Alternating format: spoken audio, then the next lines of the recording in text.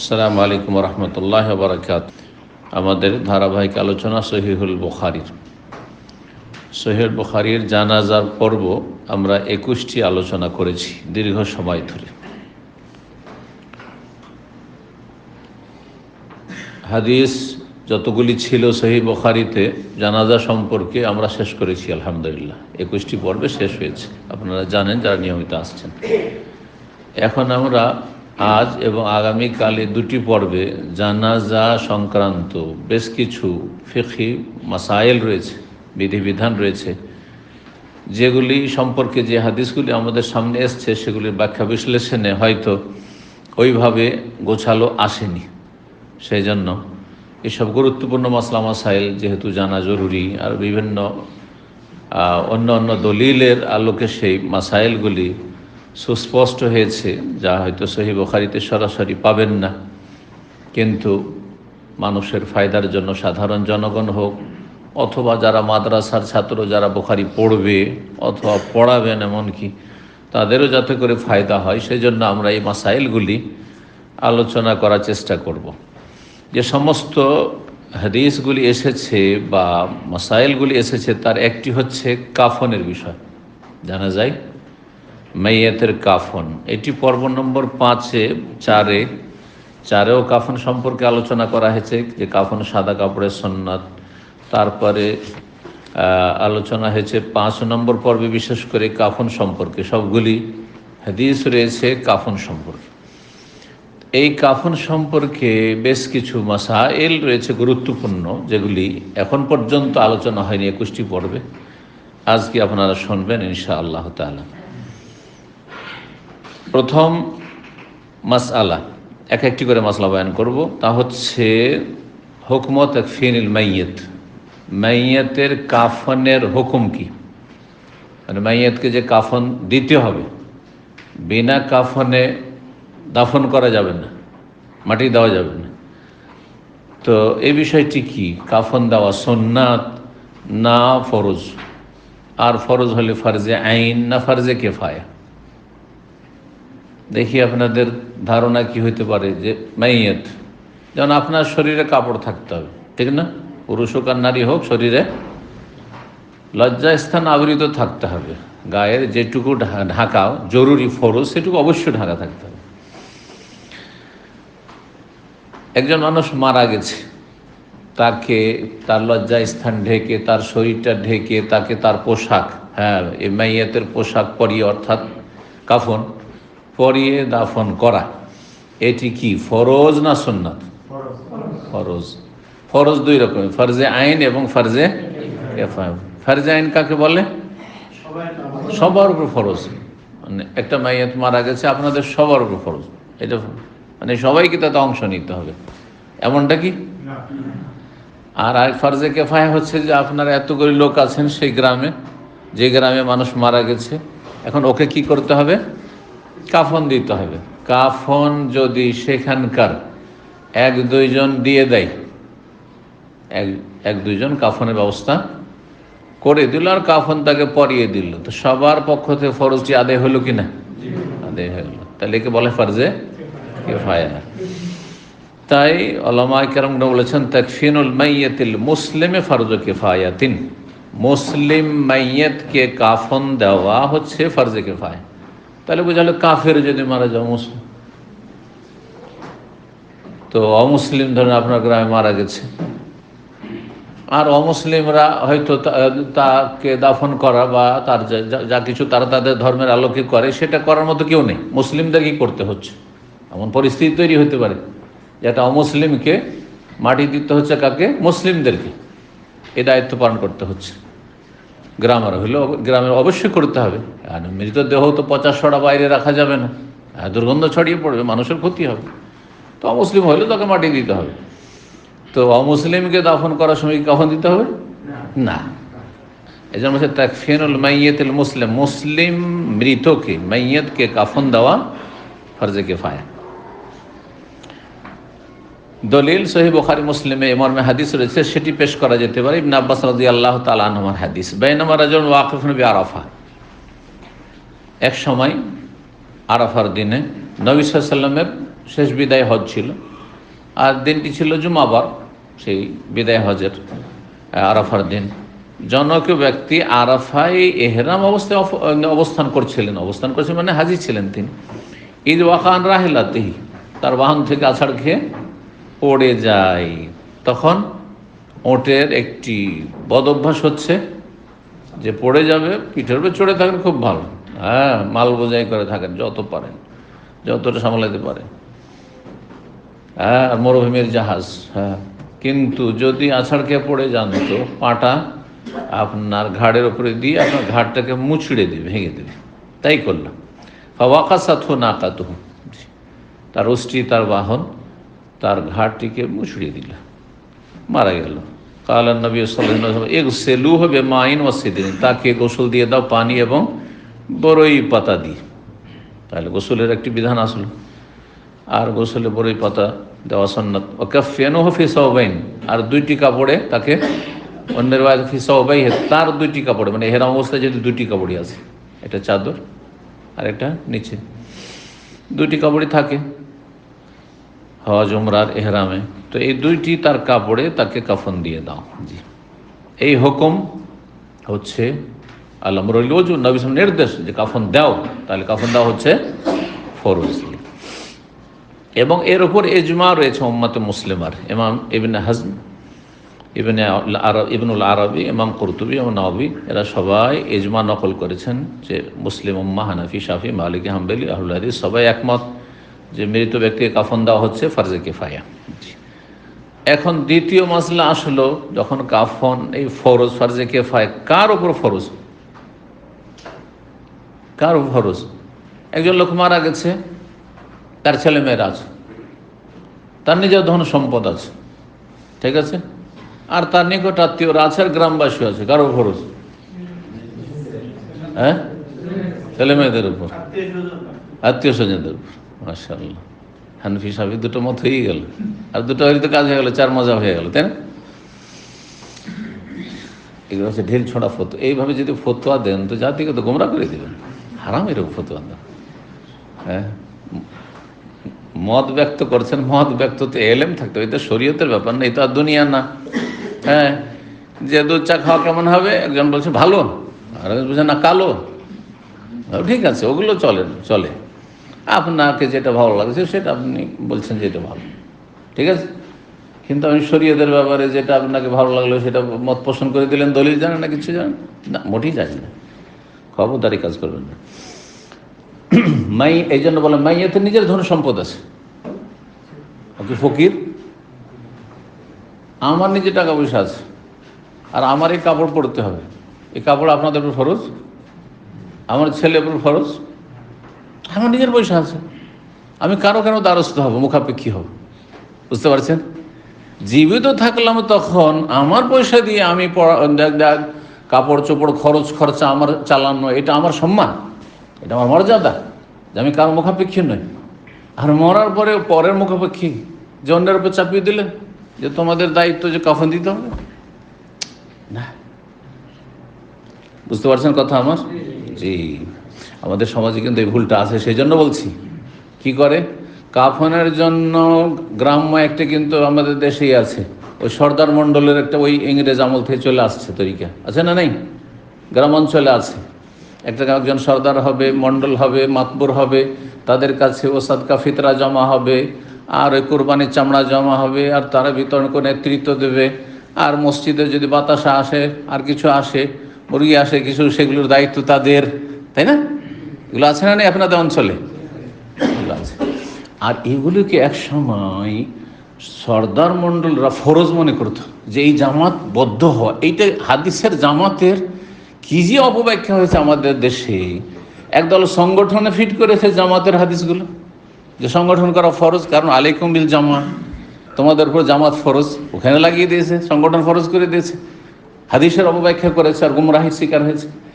আর একদল এই সর্দার মণ্ডল বলতে জামাত মানে এই গ্রাম্য জামাতে থাকতে হবে, জামাতের বাইরে থাকলে ওর সাথে কেউ চলাফেরা করবে না, ওকে কুরবানি গোস্ত দেবে না, আমাদের জামাতের না, ও ভিন্ন জামাতের। এসব জাহিলিয়াত আমাদের দেশের গ্রামে আছে। আমার এক চাচাতো দাদা ছিলেন, আমার নিজের গ্রামের কথা বলছি, তখন আমি মাদ্রাসায় দাওরা পড়েছি, কি হয়তো মদিনায় তখনও আসেনি, তখন থেকেই কিন্তু আমি এর বিরোধী। আমি প্রথম বললাম জুমার খুতবায়, কারণ আমাদের এলাকা আলেমই নেই, জুমা পড়াইতে হলে আমাকে পড়াইতে হবে। তো আমি বললাম যে এই যে জামাতের সিস্টেমটা, এটা ইংরেজ আমল থেকে চলে আসছে, আর এটা কোনো কোরআন হাদিসের বিষয় নয় যে এই জামাতবদ্ধ জীবনযাপন মানে এই সর্দার মণ্ডলের গ্রাম্য জামাতে সামিল হইতেই হবে, আর আলাদা করে কোরবানি করা যাবে না। কোরবানির একটা ভাগ ওই জামাতে জমা করতে হবে, চামড়া নিজে জমা করতে হবে, ফিতরা নিজের ফিতরা নিজে বিতরণ করতে পারবেন না আরব দেশের মতো, নিয়ে ওদের কাছে জমা করতে হবে। তো এই দাদা ছিল মণ্ডল, প্রভাবশালী তারা মণ্ডলরা হয়। তো আমাকে বলছে, ভাই বেশি তো কিছু বলতে পারছে না, কারণ আমার কাছে এলেম আছে, এলেমের অস্ত্র আছে, ওর কাছে পয়সা থাকলে আমার কাছে এলেম আছে, তাই না? তো বলছে, ভাই আমাদের জামাত আমাদের এত বিরোধিতা করিও না, এত বিরোধিতা করিও না, এতে লাভ আছে। লাভ আছে ওই যে নেতৃত্ব, কাউকে শাসন করবে, মার ধর একে, হ্যাঁ একে শাসন কর, এই সব। জি হ্যাঁ, মানুষ নেতৃত্ব পছন্দ করে, মানুষের একটি বদ অভ্যাস হচ্ছে নেতাগিরি খুব পছন্দ। জি, আল্লাহ হেফাজত করুক।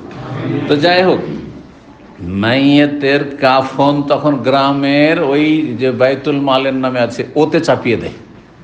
গ্রামের একটা ফান্ড আছে, ওই ফান্ড থেকে তখন কি হবে আপনার, হ্যাঁ কাফন হবে না। একেবারে অসহায়, যার কিছুই নেই, যার কাফন দেওয়ার লোক নেই, হ্যাঁ এই যে ধারাবাহিক আলোচনা করব, এগুলি নেই, তখন বাইতুল মাল আসবে। আর প্রথমখানে আমি মারা যাবো আর আমার কাফন বাইতুল মাল থেকে না, মোটেই না।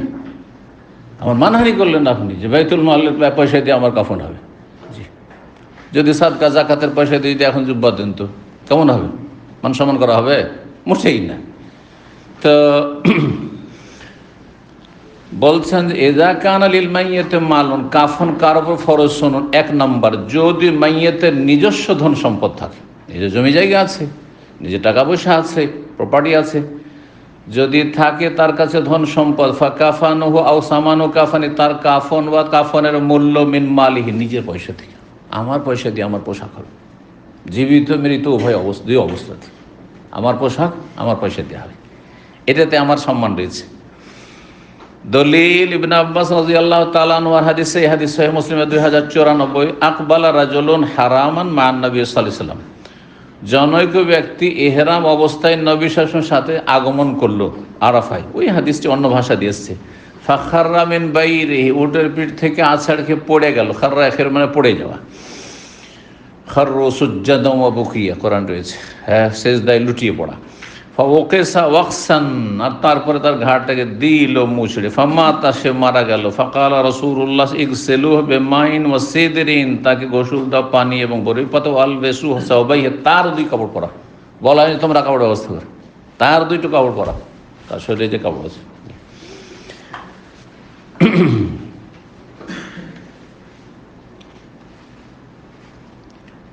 একজন মানুষ যখন মারা যায় তখন প্রথম শুরু হয়ে যায় তার টাকা পয়সা কোথায় আছে। আজকাল এটিএমের যুগে, ব্যাংকের যুগে এটিএম, কয়টা এটিএম আছে সব দখল করার চেষ্টা করে। না, আগে তার টাকা পয়সা ভাগ বন্টন না, বরং আগে কি করতে হবে, এক নম্বর কি কাজ করতে হবে, কাফনের ফারায়েজের আমি 25টি ধারাবাহিক আলোচনা করেছি, সেখানে একটি পর্বই আছে মৃত ব্যক্তির সাথে 4টি হক সংশ্লিষ্ট। কেউ যদি বলতে পারেন হাত তুলবেন। একজন মানুষ মারা গেলে তার সাথে 4টি হক, তাত আল্লাহ বিল মাইয়িতি হুকুকুন আরবা, 4টি হক। কে বলতে পারেন? ছিলেন না ফারায়েজের দার্সগুলোতে কেউ? কে ছিল ফারায়েজের দার্সে?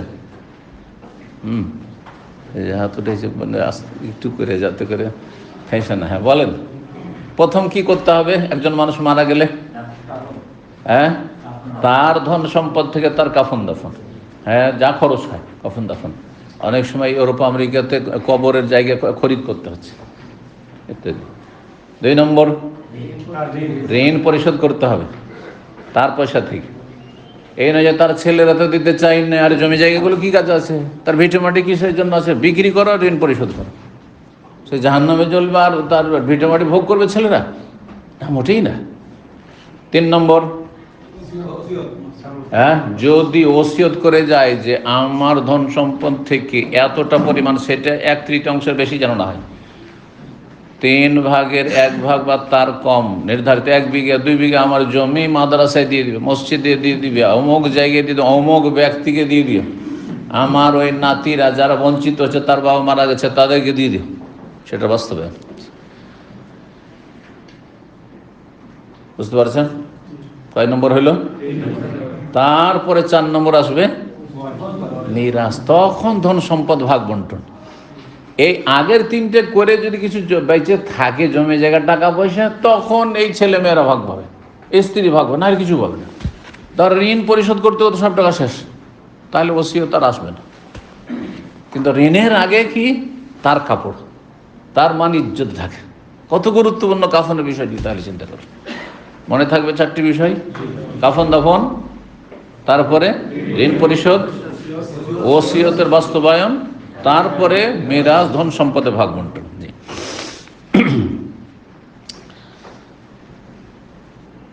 এই বিষয়ে এজমা রয়েছে। জি, যদি দ্বিতীয় অবস্থা, এজা লাম ইয়াকুলিল মাইয়াতে মালুন, মানুষ মারা গেছে কিন্তু তার টাকা পয়সা নেই, জমি জায়গাও নেই, টাকা পয়সাও নেই, তাহলে কোত্থেকে কাফন হবে? তার কাফনের পয়সাই নেই, তার যা ছেড়ে, কিছু ছেড়ে যায়নি সে। ইযা লাম ইয়াকুল মাইয়াতু মালুন ওয়াজাবা কাফান ওয়া সাইরু মুউনে তাজহিজি আলা মান তালজামুহু নাফাকাতুহু, তাহলে দেখতে হবে যে তার কিছুই নেই কিন্তু তার ভরণ পোষণ কার উপর ফরজ হয়ে আছে। একজন মানুষ মারা গেছে আর তার কিছুই নেই, আর ধরেন এমন বয়সে চলে গেছে যে সে কাজকর্ম করতে পারে না, যেমন বার্ধক্যে চলে গেলে মানুষ কাজকর্ম করতে পারে না। বুড়ো বাবা আছে আপনার, হ্যাঁ, মা আছে, মা কাজ করার জন্য পয়দা হয়নি, মহিলা মানুষ, তো তার ভরণ পোষণ কার উপর ফরজ? ছেলের ওপর। বাবার যদি সম্পদ থাকে তাহলে স্ত্রীর, কিন্তু বাবা মা দুইজনেই, হ্যাঁ, বাবার কাছে কিছু নেই, হ্যাঁ, নিজেরই খরচ চালাতে পারে না, তো তার স্ত্রী কী করে খরচ চালাবে? এই অবস্থায় আছে, ছেলেরা আছে, তাহলে কার উপরে ফরজ? ছেলেও আছে আর ভাইও আছে, মাইয়াতের ছেলেরাও আছে আর ভাই আছে। কার ওপর ভরণ পোষণ ফরজ? ছেলের উপর ফরজ। যখন যার ওপর ভরণ পোষণ ফরজ, তার উপর কাফন ফরজ। এটা 2 নম্বর স্টেজ। নিজের পয়সা না থাকলে যার ওপর তার খরচ খরচা ফরজ, থাকা খাওয়া দাওয়া ফরজ, সেই ব্যক্তি মিন ওয়ালিদিন, সে বাবা হইতে পারে, ছেলে মারা গেছে, ছেলেকে কে খাওয়াবে? তার বাবা, তাহলে বাবার ওপর ফরজ কাফন। আউওয়ালিদিন, অথবা ছেলে হোক।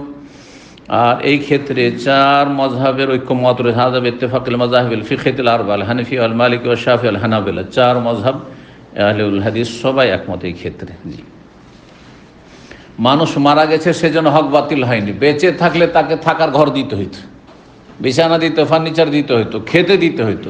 মারা গেছে তাকে পোশাক দিত, তার জামা কাপড় দিতে হইতো, বেঁচে থাকলে ঠিক ওই রকম। 3 নম্বর অবস্থা, ইন লাম ইয়াকুলিল মাইয়াতু মালুন ওয়া লাইসা লাহু মান তালজামুহু নাফাকাতুহু, মাইয়াত যে মারা গেছে তার নিজের ধন সম্পদও নেই, আর এমন কেউ নেই নিকটাত্মীয় যার ওপর তার ভরণ পোষণ ফরজ, কেউ নেই, তার ছেলে নেই, মেয়ে বিয়ে হয়, অন্য ঘরে চলে গেছে, আর মেয়ে তো রোজগারের জন্য পয়দা হয়নি যে মেয়ের ওপর বাবার খরচ ফরজ, শ্বশুরবাড়ি থেকে নিয়ে এসে দিবে স্বামীর কাছ থেকে, না, এটা শরীয়তে নেই। তাহলে কি হবে? 3 নম্বর যদি অবস্থা হয়ে যায়, নিজের পয়সা নেই আর এমন কেউ নেই নিকট আত্মীয় যার ওপর কি ফরজ, তার ভরণ পোষণ ফরজ, এমন ব্যক্তিও নেই দুনিয়াতে, তাহলে ওয়াজাবা মুউনাতু তাজহিজিহি মিন বাইতুল মাল, বাইতুল মাল, যে বাইতুল মাল মানে বাইতুল মালিল মুসলিমিন, মুসলিমদের জনকল্যাণমূলক যে ফান্ড, এই বাইতুল মাল কায়েম করেছিলেন ওমর ইবনে খাত্তাব রাদিয়াল্লাহু তাআলা আনহু। রাসূলুল্লাহ সাল্লাল্লাহু আলাইহি ওয়াসাল্লাম আমলে, আবু বকর সিদ্দিক রাদিয়াল্লাহু আমলে যেসব সাদাকা জাকাত আসতো, তারপরে আপনার জিজিয়া আসতো, খারাজের পয়সা আসতো, গনিমত আসতো, ফেয়ের ধন সম্পদ আসতো, বিতরণ করে দিতেন, বিতরণ করে দিতেন। তারপরে চিন্তা করা হলো যে এমন একটা সময় আসতে পারে যেই সময় হয়তো বেশি খরচের প্রয়োজন রয়েছে, আর তখন হয়তো আর টাকা নেই, যদি সাথে সাথে খরচ করি, তখন একটা ফান্ড, সরকারি ফান্ড একটা তৈরি করা হলো যে এখানে আমানত জমা থাকবে, যা খরচ খরচা করলাম, আর তারপর যেটা থাকলো বেঁচে থাকলো, আর সেটা থেকে তখন এই প্রয়োজনগুলো পূরণ করা হবে। এর নাম হচ্ছে বাইতুল মালিল মুসলিমিন, সংক্ষেপ করে দিয়ে বাইতুল মাল করা হয়েছে। মুসলিমদের, এতে সমস্ত দেশের মুসলিমদের অধিকার রয়েছে, এই জন্য বাইতুল মালিল মুসলিমিন। বাইতুল মাল কথাটি কিন্তু আমাদের দেশে এখন পর্যন্ত আছে, কারণ একসময় যেহেতু ইসলামিক হুকুমত ছিল ভারত উপমহাদেশে, মোগলদের 600-700 বছর ধরে ছিল, সুতরাং তখন বাইতুল মাল ছিল, তো এই চলে আসছে। যদিও মুসলিম শাসন ক্ষমতার নেই, চলে গেছে, তারপরে ইংরেজ জালেমরা আসলো, তারপরে স্বাধীন হইলো, কিন্তু বাইতুল মাল বলে কিছু নেই, ফান্ড নেই। কিন্তু গ্রাম্য তখন একটা করে ফান্ড আছে, যে আমাদের একটা ফান্ড আছে গ্রামের, হ্যাঁ, বা এই মহল্লার একটা ফান্ড আছে, মসজিদের একটা ফান্ড আছে, সেই ফান্ডে টাকা পয়সা জমা থাকে, কারো কোনো সমস্যা হইলে সেটা দিয়ে আমরা সমাধান করি। এসব আছে না নেই আমাদের দেশে? আছে, জি, চলে আসছে। এখন মুসলিম দেশ যদি হয় আর বাইতুল মাল নামে নাও থাকে, সরকারের একটা আছে, সরকারের হ্যাঁ অর্থ আছে, সম্পদ আছে, আছে না নাই? বিভিন্ন দপ্তরে তারা বাজেট দিচ্ছে, বিভিন্ন মন্ত্রণালয়ে বাজেট দিচ্ছে। সুতরাং মুসলিম জনগণের সমস্যার সমাধান, রিলিফ, যখন রিলিফের প্রয়োজন হয়, দেয় না সরকার? দিচ্ছে না, দিচ্ছে না? তাহলে ফান্ড অবশ্যই আছে তাদের কাছে, বা করতে হচ্ছে তাদেরকে, তো সেখান থেকে দেওয়া হবে। যদি নিজস্ব ধন সম্পদ নেই আর কোনো ব্যক্তির নেই দায়িত্ব নেওয়ার মতো, তাহলে কি হবে বলছেন? বাইতুল মাল থেকে দিতে হবে। এতেও একমত 4 মাযহাব। জি, বাইতুল মাল কিসের জন্য বলছেন? লিআন্না বাইতুল মালিল মাসালিহ, বাইতুল মাল হচ্ছে মুসলিমদের উপকারের জন্য। আর এর চেয়ে বড় উপকার কি? একটা লোকের কাফনের প্রয়োজন, আর এটা সবচেয়ে গুরুত্বপূর্ণ বিষয়। দ্বিতীয় হচ্ছে কিয়াসান আলা নাফাকাত ফি হায়াতি, একজন মানুষ যদি কর্মহীন, কোনো কাজ করতে পারেন না, কোনো কাজ করতে পারেন না, অক্ষম, হ্যাঁ, ধরেন পঙ্গু, হ্যাঁ, অথবা বুড়ো হয়ে গেছে, মহিলা মানুষ, তাদের দেখাশোনার কেউ নেই, তাহলে এদের ভরণ পোষণের দায়িত্ব, এদের খরচ খরচার দায়িত্ব কার ওপর? সরকারের ওপর। সরকারের উপর ফরজ। বাইতুল মাল মানে সরকারের ফরজ, বাইতুল মালের মালিক হচ্ছে সরকার। জি, যদি বেঁচে থাকে, মারা গেলেও আর মারা যাওয়ার আগে বেঁচে থাকে, তাকে খেতে দেবে কে? সরকারকে দিতে হবে। দেখেন, এই সুন্দর বিষয়টি ইউরোপ আমেরিকাতে আছে, পশ্চিমা দেশগুলিতে আছে। একটা বাচ্চা জন্মেলে তার জন্য ভাতা আছে। কেউ যদি আপনার প্রতিবন্ধী হয়, তার জন্য মাসিক ভাতা আছে, তার জন্য বাড়ির ব্যবস্থা করা আছে, বাসা ভাড়া নেওয়ার জন্য এতটা পয়সা তাদের দেওয়া হয়। আমি চিনি তাদেরকে, ব্যক্তিগত চিনি, যাদেরকে সরকার দিচ্ছে, অথচ কাফের সরকার, অমুসলিম সরকার, কিন্তু ইসলামের এই ভালো জিনিসগুলি তারা নিয়েছে। দেখেন, মুসলিম সমাজে বড় দুঃখের বিষয়, অধিকাংশ জায়গায় দেখবেন যে একজন বুড়ি মহিলা বিধবা, তার দেখাশোনার কেউ নেই, একটা এতিম অসহায়, তার কেউ নেই।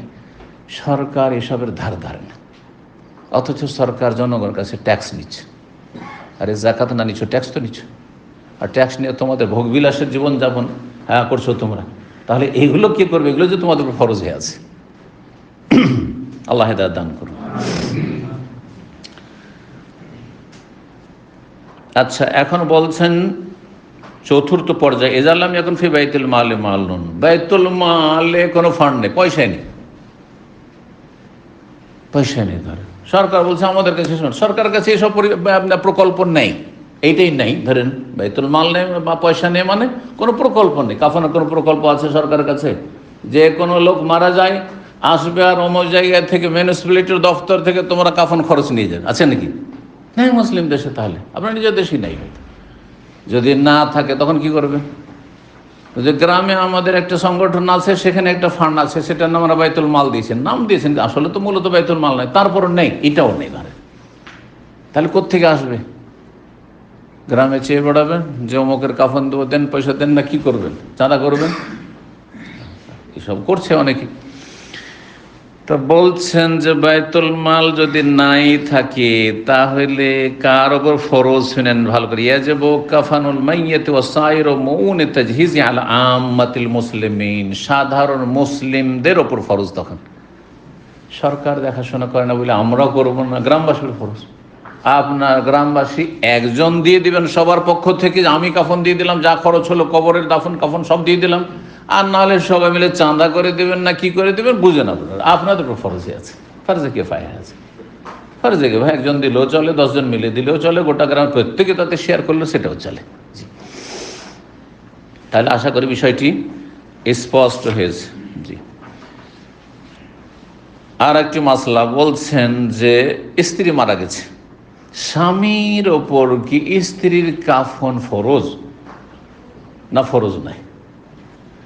বলছেন ইখতিলাফ আহলুল ইলম আলা কাউলাইনি, এই বিষয়ে উলামায়ে কিরামদের দুটো মত রয়েছে। আল কাউল আল, প্রথম মত হচ্ছে ইয়াজিবু আলা যাওজি কাফান ইমরাতিহি, স্বামীর ওপর ফরজ স্ত্রী কাফন দাও। যতদিন বেঁচে ছিল তার স্ত্রী সে ভোগ করেছে, হ্যাঁ মারা যাওয়ার পরে আর সেই ভোগের সুযোগ নেই, তাই বলে যদি বলে যে না না না আর কোনো দায়িত্ব নেই, চলবে? তো প্রথম মত হচ্ছে যে স্বামীর ওপর ফরজ। এই মতটি হচ্ছে হাজা মাযহাবুল হানাফি ওয়াল আসাহিদ শাফিঈর মাযহাবের দুটো উক্তির এটি হচ্ছে বেশি সহি।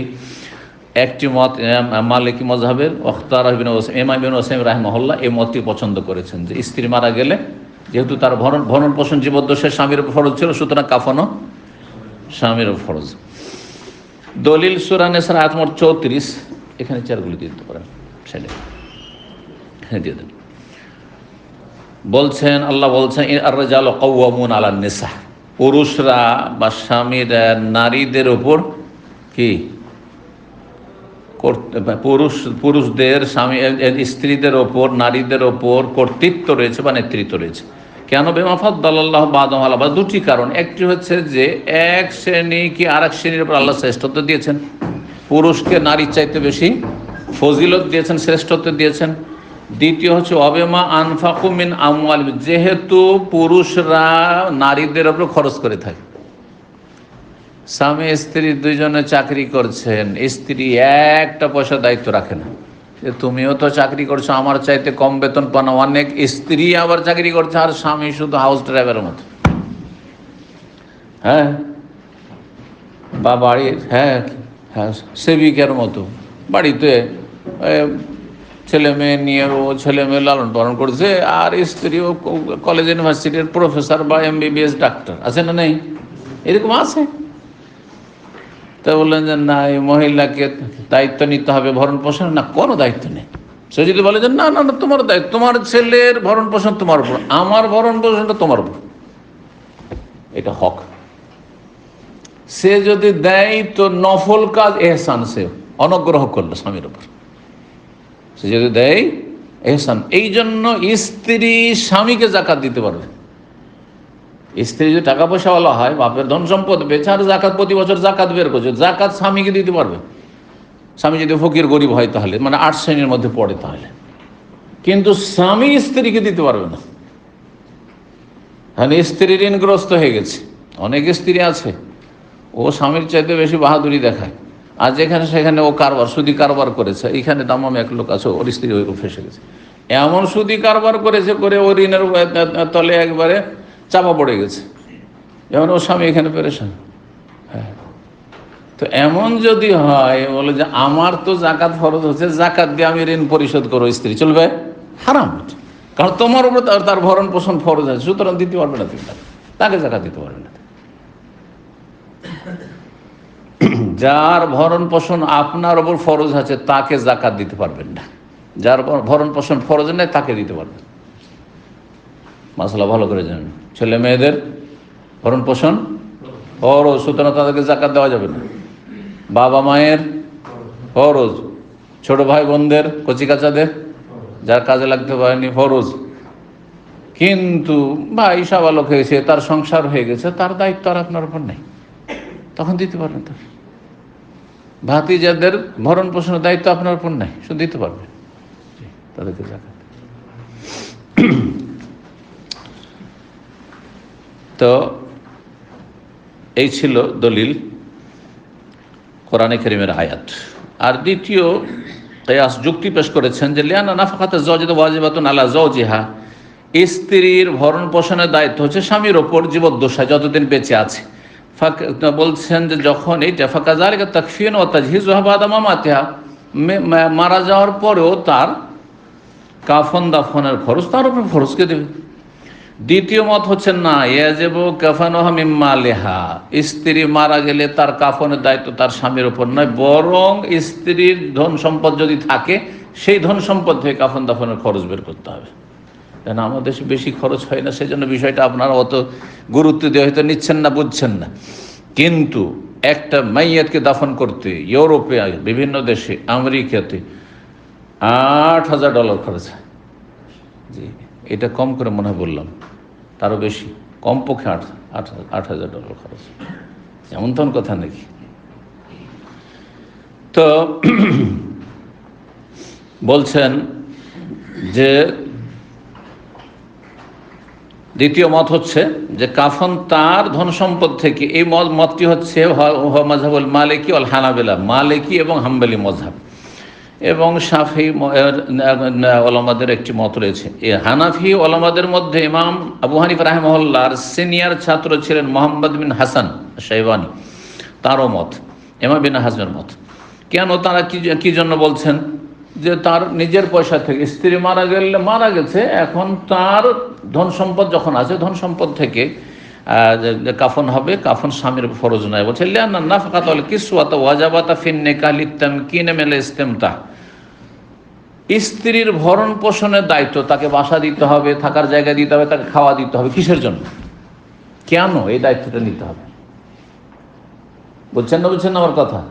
এটা তো বলতে পারবেন অন্তত যে কি করে একজন স্বামী স্ত্রীর, কি করে, হ্যাঁ, বা কোন স্বার্থটা তার সাথে জড়িত আছে যে তাকে কি দিতে হবে, এই স্বার্থের জন্য, এই স্বার্থ হাসিল করছেন, সেই জন্য তাকে কি দিতে হবে, থাকার জায়গা দিতে হবে এবং খাবার দাবার দিতে হবে।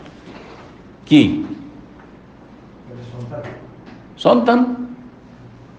সন্তানটা কি থেকে আসে? সন্তান এমনিতে চলে আসে নাকি? হ্যাঁ, বাস কবুল করলে হয়ে যায় সন্তান? আরে আপনি যে সহবাস করছেন, আপনি শারীরিক চাহিদা পূরণ করছেন, আপনি যে আমোদ ফুর্তি করছেন, আপনি যে ইস্তেমতা মানে ভোগ করছেন, আপনি ফিরি ভোগ করবেন। আপনি যখন ভোগ করছেন তো তার খাওয়া দাওয়া দেন এবং তার থাকার জায়গা দেন। এবার বুঝতে পেরেছেন? আপনি স্বার্থ হাসিল করেছেন, সুতরাং তার একটা স্বার্থ যেন পূরণ হয়, যে তার কোনো চিন্তা থাকবে না, খাওয়া দাওয়া থাকা।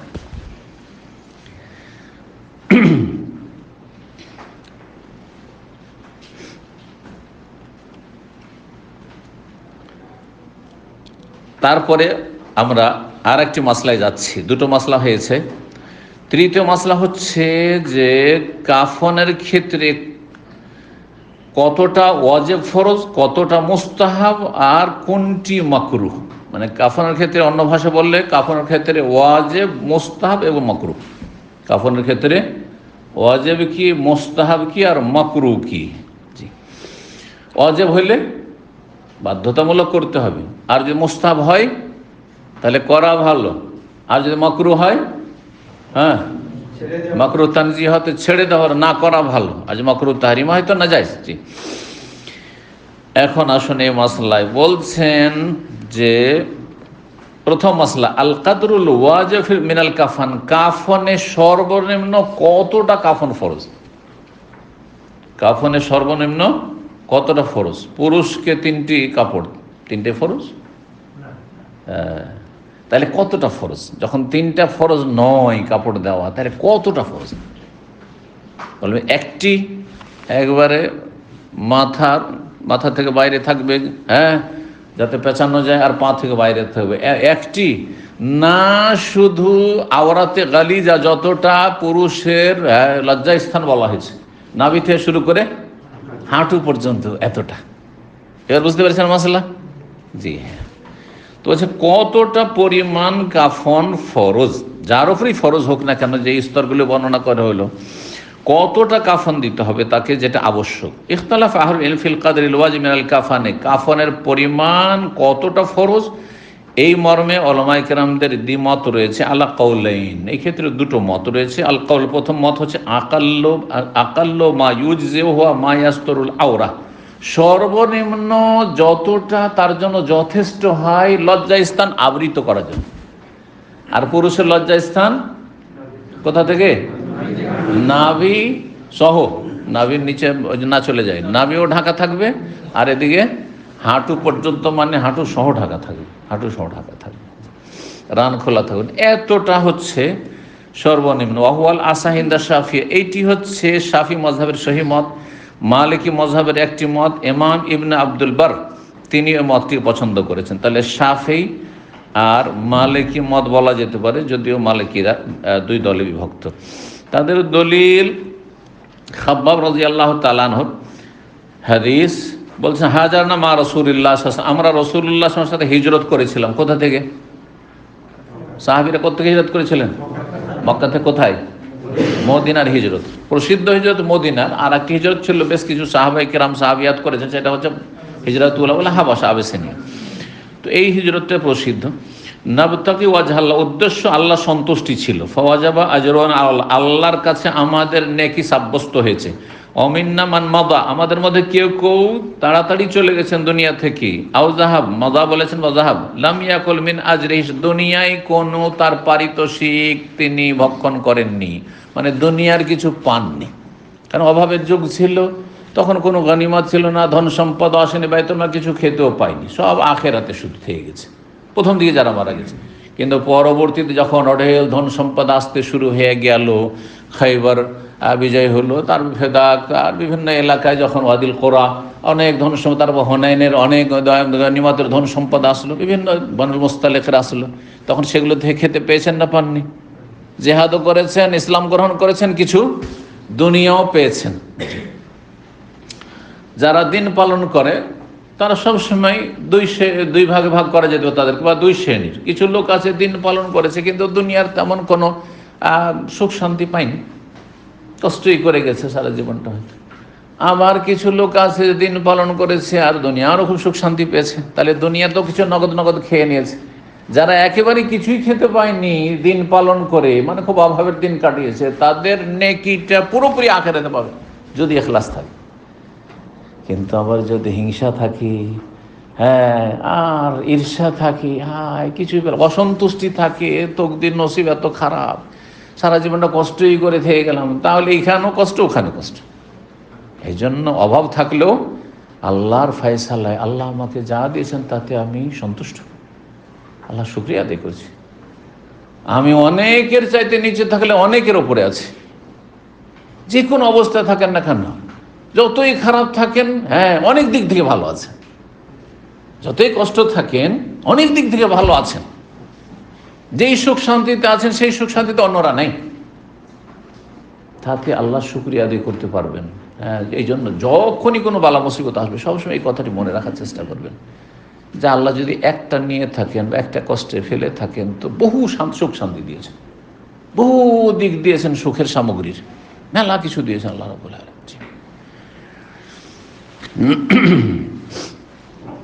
বলছেন যে অনেকেই চলে গেছে, কিছুই খেতে পাননি। কানা মিনহু, তাদের একজন ছিলেন মুসাব বিন উমাইর রাদিয়াল্লাহু তাআলা আনহু, বড়ই সুখী পরিবারের মানুষ, যুবক ছেলে, ইসলাম গ্রহণ করেছিলেন।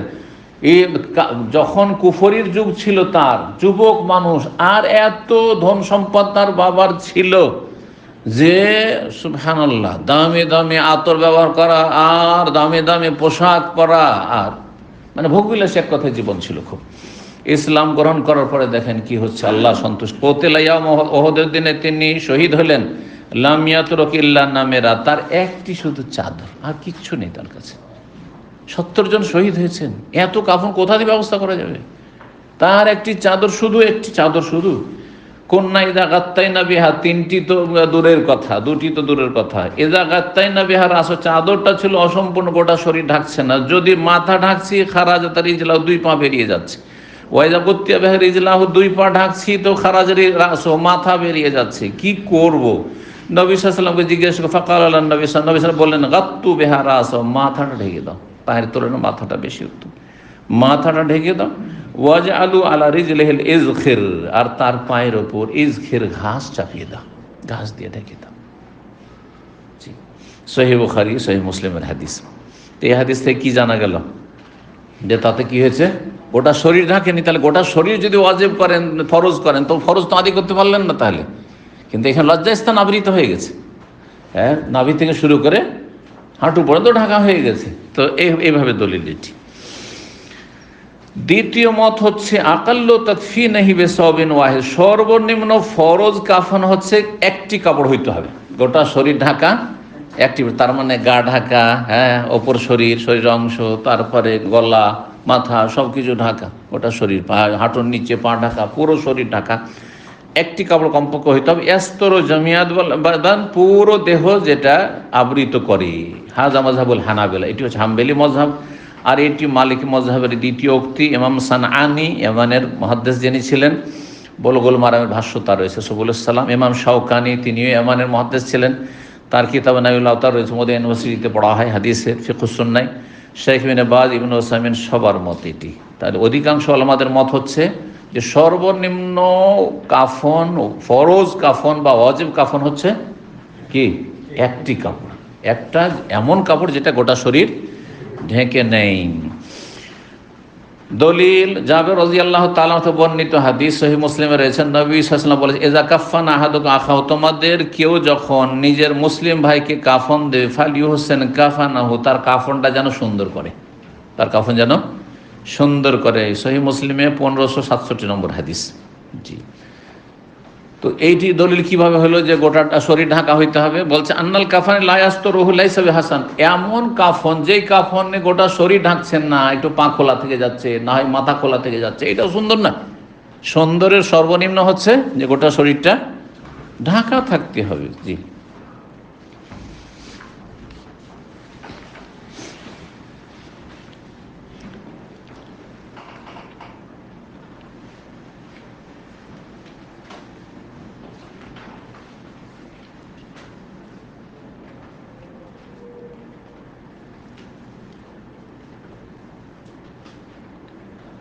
গোটা শরীর ঢাকা থাকতে হবে। আগের হাদিসটা, তাহলে আগের হাদিস পেশ করা হয়েছে, যারা বলেছেন না শরীরের শুধু লজ্জা স্থান আবৃত করলেই যথেষ্ট, তারা যে হাদিসটা পেশ করেছেন পায়ের দিয়ে কী দেওয়া হয়েছে? এজখির দেওয়া হয়েছে, সেটার জবাব দিচ্ছেন। বলছেন যে সাহাবাই কেরাম যারা ইন্তেকাল করেছিলেন এবং তাদের কাপড় কাফনের জুট ছিল না, অসম্পূর্ণ থাকছিল, নবী সাল্লাল্লাহু আলাইহি ওয়াসাল্লাম কথা বলেননি যে যাক পা খোলা থাকছে থাক, বলেছেন না, পাটাও কিছু দিয়ে ঢাকতে বলেছেন, এবং কিছুই নেই তখন ঘাস দিয়ে ঢাকতে বলেছেন। তাহলে বোঝা গেল যে গোটা শরীর ঢাকা থাকতে হবে। জি, তাই বলছেন যে নবী সাল্লাল্লাহু আলাইহি ওয়াসাল্লাম নির্দেশ দিয়েছেন, আইয়ুজ আলাল কাফান মিন ইনদির রাস, কাফনটা মাথার দিক থেকে করে দাও, ইউজ আলাল রিজলাইনি, আর দুই পায়ের ওপর শাইয়ুমিল ইজখির, ইজখির ঘাস কিছু চাপিয়ে দাও। তাহলে বোঝা গেল ফাদাল্লা আলা উজুবিস সাতরে জামিল বাদান, বোঝা গেল যে মৃত ব্যক্তির গোটা শরীরটা আবৃত করতে হবে, গোটা শরীর ঢেকে মাটি দিতে হবে। এই নয় যে তার গায়ের উপর মাটি চাপিয়ে দিবেন। হ্যাঁ, কাপড় থাকবে, কাপড় যদি না জুটে তখন অন্য কিছু। জি, তাহলে ফরজ হয়ে গেল সর্বনিম্ন ফরজ কাফনের ক্ষেত্রে একটি কাপড়, এটা বেশি সহি, পুরো একটি কাপড়। আর অধিকাংশ আলমাদের মত যেহেতু এটি, কোনটি? মাথাতে পাবেন পুরা যেন ঢাকা থাকে। দ্বিতীয় মাসলা হচ্ছে এই ক্ষেত্রে মুস্তাহাব কাফন, মোস্তাহাব কাফন এবং জায়েজ কাফন, এই নিয়ে আলোচনা। বলছেন যে পুরুষকে 3টি কাপড়ে কাফন দেওয়া এটি হচ্ছে সুন্নত, মোস্তাহাব, ওয়াজিব না। 3টি যদি না জুটে 2টাই হোক, অসুবিধা নেই। ধরেন 3টা জুটছে না কিন্তু 2টো আছে, তাহলে একটা করবেন না, একটা দিয়ে ওয়াজিব ফরজ আদায় হয়েছে, কিন্তু আপনি মোস্তাহাব করেন। যেমন উজুর ক্ষেত্রে ধরেন, উজুর ক্ষেত্রে 3 রকমেরই হাদিস আছে, প্রতিটি অঙ্গ 3 বার করে ধোয়ার হাদিস আছে। আবার প্রতিটি অঙ্গ বা কোনো অঙ্গ 2 বার, কোনো অঙ্গ 3 বার, কোনো অঙ্গ 1 বার হাদিস আছে না, এটাও আছে। আর 1 বার করে প্রতিটি অঙ্গে 1 বার করে শুধু ধুইলেন, এও আছে। এই ক্ষেত্রে কি জানা আছে যে প্রতিটি অঙ্গ, ধোয়ার অঙ্গগুলি উজুতে 1 বার করে ধোয়া হচ্ছে ফরজ, 2 বার তার চাইতে উত্তম, আর 3 বার করলে সব চাইতে উত্তম। আর 3 বারের বেশি করা না, জায়েজ নয়, অপছন্দের, মাকরুহ, জায়েজ নয়। এটি হচ্ছে তখন অপচয়, হাদিসে যেমন রয়েছে। তো বলছেন যে মুস্তাহাব কাফন পুরুষদের ক্ষেত্রে 3টি। বলছে ইউস্তাহাব আন ইউকাফানা রাজুল ফি সালাসাতি আসওয়াব, এমন 3টি কাপড় হইতে হবে যাতে জামা পাগড়ি এগুলো না থাকে। তাহলে আমাদের সমাজে কামিজ একটা পরায়, কামিজের আকার করে, মানে একটু কেটে নিয়ে মাথাটা ঢুকিয়ে দেয় আর বলে এটা কামিজ হইল। আসলে এটি সুন্নত না, সুন্নত তরিকা নয়। আর এই বিষয়টি আলোচনা করেছি যখন বুখারী দার্সে আলোচনা হয়েছে, তখন বলেছি যে এই ক্ষেত্রে দুটো একদল তো কামিজ করে থাকে, কিন্তু হাদিস দ্বারা কামিজ প্রমাণিত হয় না। এই মর্মে হাদিস কয়েকবার করে এই হাদিসটি এসেছে। তার মধ্যে একটি অধ্যায়, 23 নম্বর অধ্যায়, এই জানাজার পরে ইমাম বুখারী রাহিমাহুল্লাহর বাবুল কাফানে বেগাইরে কামিজ, এই অধ্যায় হচ্ছে বিনা জামাতে কাফন দেওয়া। মানে জামার আকার করবেন না, জামার আকার করতে যাবেন না আপনি। নবী সাল্লাল্লাহু আলাইহি ওয়াসাল্লামকে 3টি কাপড় দেওয়া হয়েছে, বড় বড় 3টি কাপড়, 3টি কাপড় সবগুলি লম্বা লম্বা কাপড়, যাতে গোটা শরীর ঢেকে যায়। আর তৃতীয় যেটা হবে সেটা সবচেয়ে বড় হবে। প্রথম দ্বিতীয় এই নয় যে একটা কাপড় ওপর দিকে থাকলো কামিজ পাঞ্জাবির মতো হাঁটু পর্যন্ত, আর একটা এই কোমর থেকে বা যেমন লুঙ্গি থাকে ওখান থেকে পা পর্যন্ত থাকলো বা টাকনা পর্যন্ত থাকলো, এজার ওইটাকে বলে। একটা কামিজ আর একটা এজার আর একটা লেফাফা মানে আবরণ। তো এইরকম না করে 3টি লম্বা লম্বা কাপড় দিবেন, গোটা শরীর ঢাকবে 2টি কাপড়ে। আর তৃতীয় কাপড় গোটা শরীর ঢাকার পরে অতিরিক্ত থাকবে মাথার দিক থেকে আর পায়ের দিক থেকে, যেটা পেঁচিয়ে দেওয়া হবে। মা আয়েশা রাদিয়াল্লাহু তাআলা বর্ণনা করেছেন 1271 নম্বর হাদিস সহিহ বুখারীতে, কুফিনান নবী ফি সালাসাতি আসওয়াবিন, নবী সাল্লাল্লাহু আলাইহি ওয়াসাল্লামকে 3টি কাপড়ে কাফন দেওয়া হয়েছিল। সহুলিন, সেই কাপড়গুলি হচ্ছে সহুল গ্রামে তৈরিকৃত কুরসুফ, সুতি কাপড় ছিল সেগুলি। জরুরি নয় যে সুতি হইতে হবে, কিন্তু নবী সাল্লাল্লাহু কাপড়টা ছিল সুতি কাপড় দিয়ে। লাইসা ফিহা কামিসুন, তাতে কোনো জামা ছিল না, ওয়ালা ইমামার, পাগড়িও ছিল না। নবী সাল্লাল্লাহু জীবদ্দশায় পাগড়িও পরতেন, কিন্তু পাগড়ি দেওয়া হয়নি। নবী সাল্লাল্লাহু কামিজও পরেছেন, হ্যাঁ কখনো, আবার কখনো শুধু হুল্লা পরেছেন, মানে এহরামের মতো কাপড়ও পরেছেন, সব রকমই পরেছেন, কিন্তু নবী সাল্লাল্লাহু কামিজের আকারে কাফন দেওয়া হয়নি, তাতে কোনো কামিজ ছিল না। তো বলছেন যে পুরুষদের ক্ষেত্রে 3টি কাপড় মুস্তাহাব, যাতে কোনো কামিজ হবে না, পাগড়ি হবে না। এটি হচ্ছে শাফি হাম্বলি মজহাব, এটি হচ্ছে ইমাম ইবনে হাজমের মত। ইমাম ইবনে বাজ রাহিমাহুল্লাহ, ইবনে উসাইমিন রাহিমাহুল্লাহ, তারা এই মতটি পছন্দ করেছেন, মানে 3টি এমন কাপড় হবে। আহলে হাদিস ওলামারা এটাই করে থাকেন ভারত বাংলাদেশে। আহলে হাদিস ওলামারা সাধারণত যারা জানে, কারণ আহলে হাদিস সমাজে কেউ না জানলেও দেখা দেখি পরম্পরা দেখে আসছে, পাশে হানাফিরাও করছে, ওরাও এরকম করেছে, কামিজ তৈরি করছে, ওপর দিয়ে কিছু দিল, নিচে একটা দিল, এজার দিল, এটা একটার নাম কামিজ, আর একটার নাম এজার লুঙ্গি, আর একটা তখন লেফাফা। কিন্তু না, আহলে হাদিস ওলামারা যেটা আমরা জানি সেটা হচ্ছে যে 3টি কাপড়ই লম্বা লম্বা তারা দিয়ে থাকে। এটি হচ্ছে আকরাবেলা সুন্নাহ, সহিহ সুন্নাহর কাছাকাছি, বেশি ভালো হাদিসটি বললাম। তারপরে এখন মাসলা আসছে, পুরুষের তো হয়ে গেল 3টি কাপড়, তাহলে মুস্তাহাব। মহিলাদের কয়টি কাপড় ফরজ? ভালো করে, মানে ফরজ হচ্ছে 1টি কাপড়ই, কিন্তু 1টি কাপড়ে মাথা থেকে পা পর্যন্ত পুরোটাই যদি ঢাকা থাকে আপনি ফরজ আদায় করে দিলেন, ফরজ আদায় করে দিন। তারপরে অতিরিক্ত কাপড় 5টি দেওয়া, এটা হচ্ছে প্রসিদ্ধ মত। বলছেন যে মহিলাদেরকে 5টি কাপড়ে কাফন দেওয়া, ইউস্তাহাব আন তুকাফফান আল মারআতু ফি 5 আসওয়াবিন, 5টি কাপড়ে কাফন দেওয়া হচ্ছে মুস্তাহাব, সুন্নাত। বিত্তেফাকিল মাযাহিবিল ফিকহিল আরবা, 4 মাযহাব এই ক্ষেত্রে একমত, হানাফি, মালিকি, শাফি, হাম্বলি। আর এটি সালাফদের কিছু ওলামাদের বা ইমামদের বা কিছু সালাফদের উক্তি, মানে সম সালাফ। সালাফ তাদেরকে বলা হয় সাহাবায়ে কেরাম, তাবেঈন, তাবা তাবেঈন, এই স্বর্ণযুগের এই 3টি যুগ, এই 3টি যুগের তাহলে অধিকাংশ থেকে এমন কোনো প্রমাণ নেই আমল যে তারা 5টি করে মহিলাকে কাপড় দিতেন। এই জন্য কওলু বাযিস সালাফ, কিছু কিছু সালাফ থেকে এই বর্ণনাটি রয়েছে 5টি কাপড়ের। আর একটি বর্ণনা রয়েছে নবী সাল্লাল্লাহু আলাইহি ওয়াসাল্লাম থেকে হাদিস, মরফু হাদিস, কিন্তু হাদিসটি যঈফ, দুর্বল। তার মানে মহিলাদের যে 5টি কাপড় দিতে হবে বা দেওয়া সুন্নাত, এই মর্মে কোনো সহিহ স্পষ্ট দলিল নেই। তারপরও অধিকাংশ ওলামারা, যেহেতু মহিলাদের জন্য যত কাপড় থাকবে, যত ঢাকা থাকবে তত ভালো, এটি একটি বিষয়। আর একটা যঈফ হাদিস ওই মর্মে আছে, আর তার সমর্থক একটি হাদিস আছে। তো ইনশাআল্লাহ সেই হাদিসগুলো আমি শোনাচ্ছি আপনাদেরকে, কারণ মহিলাদের কাফনের বিষয়টি একটু বিস্তারিত আলোচনার প্রয়োজন রয়েছে। তো এই হচ্ছে বিষয়। জি, তো মহিলাদের বিষয়টি বিস্তারিত আলোচনা এখন করে নিই। মহিলাদের কাফনের ক্ষেত্রে হানাফি, শাফি, মালিকি, হাম্বলি, জাহিরি সমস্ত ওলামা, তাহলে এমনকি আহলুল হাদিস তারাও সবাই একমত কি, যে তাদের জন্য মুস্তাহাব হচ্ছে কি 5টি, আন্নাল মুস্তাহাব আন তুকাফফান আল মারআতু ফি 5 আসওয়াব, 5টি কাপড়ে কাফন দেওয়া সুন্নাত মুস্তাহাব।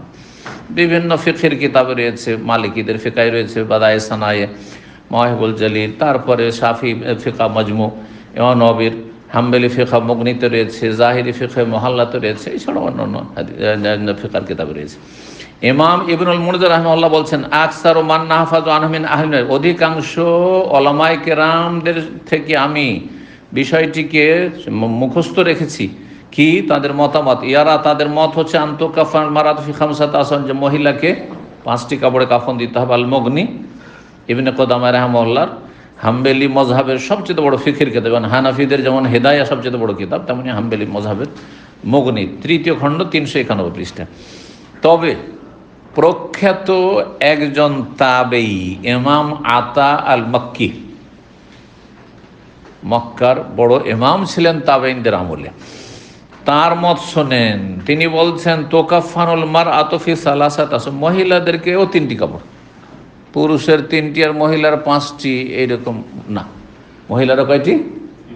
3টি কাপড় মুস্তাহাব। তাহলে মহিলার, হ্যাঁ, ফরজ বলে দিলাম, মহিলা হোক আর পুরুষ হোক ফরজ হচ্ছে 1টি, আর সুন্নত হচ্ছে তাহলে ইমাম আতার কাছে পুরুষ হোক আর মহিলা হোক 3টি। জি, এই বর্ণনাটি কোথায় রয়েছে? ইমাম আব্দুর রাজ্জাক সানাআনী রাহিমাহুল্লাহর হাদিসের একটি কিতাব রয়েছে মুসান্নাফ, আল মুসান্নাফ, তার 3য় খণ্ড 273 পৃষ্ঠায়। অধিকাংশ ওলামাদের মত, যেমনটা শুনলেন, যে 5টি হইতো। এই 5টি কাপড়ের বিস্তারিত আলোচনা। 5টি কাপড়গুলো কি এটা জানেন? 1 নম্বর, মহিলাদের 5টি কাপড়, এজার। এজার মানে লুঙ্গি। তো লুঙ্গি দিয়ে তর্জমা যদি করেন, বলছে মহিলা বা লুঙ্গি পরে নাকি?